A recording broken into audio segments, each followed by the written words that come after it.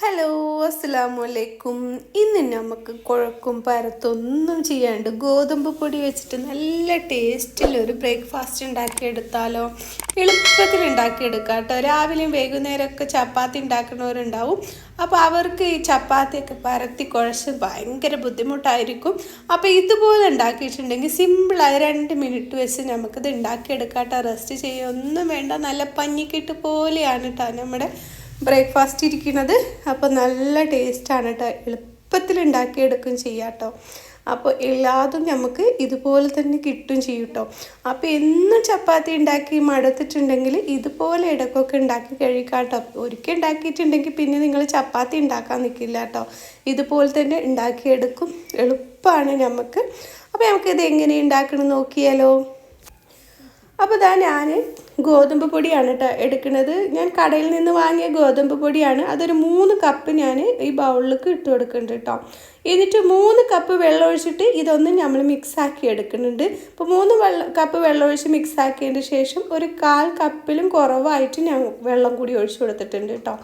എന്നിട്ട് നമ്മൾ ഇതിലേക്ക് 1 കപ്പ് തേങ്ങയാണ് കേട്ടോ ചേർത്തെടുക്കുന്നത്. അപ്പോൾ ഇത് 2 മാത്രം മതി കേട്ടോ നമുക്ക്. ഇത് നമുക്ക് നന്നായി ഒന്ന് മിക്സാക്കി എടുക്കാം. എന്നിട്ട് നമ്മളിതൊരു മിക്സിയുടെ ജാറിലേക്ക് ഇട്ടെടുക്കാം. അപ്പോൾ 3 കപ്പ് പൊടി എടുക്കുമ്പോൾ മൊത്തത്തിൽ നമുക്കിതിലേക്ക് ഒരു 3.5 കപ്പ് വെള്ളമാണ് കേട്ടോ വരുന്നത്.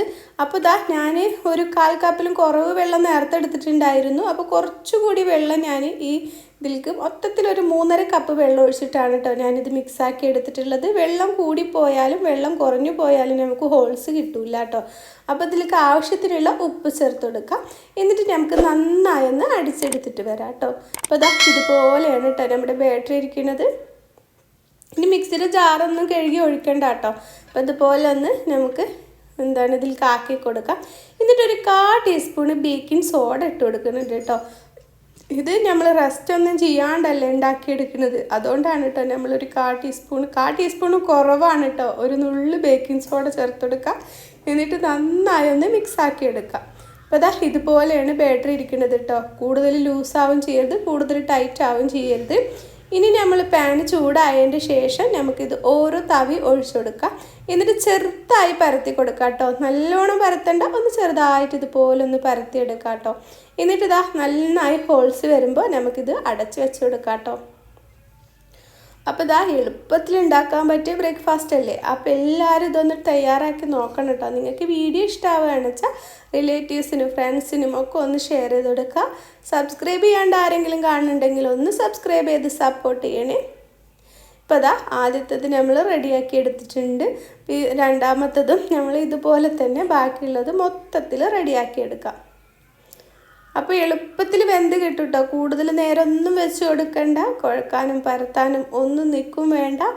നല്ല ടേസ്റ്റാണ് കേട്ടോ. ഇതിലേക്ക് ഒരു തക്കാളി ചമ്മന്തിയോ അല്ലെങ്കിൽ ഉള്ളി ചമ്മന്തിയോ ഒക്കെ ഉണ്ടെങ്കിൽ കഴിക്കാൻ അടിപൊളിയാണ് കേട്ടോ. അപ്പോൾ എല്ലാവരും ഇതൊന്ന് ട്രൈ ചെയ്ത് നോക്കണേ.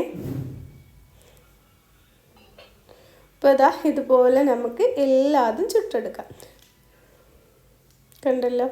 അപ്പോൾ ഇതുപോലത്തെ നല്ല നല്ല വീഡിയോസുകൾ ഞാൻ എൻ്റെ ചാനലിൽ അപ്ലോഡ് ചെയ്തിട്ടുണ്ട്. എല്ലാവരും ഒന്ന് കണ്ടു നോക്കാം. അടുത്ത വീഡിയോയുമായി വീണ്ടും വരാം. അസ്സലാമു അലൈക്കും.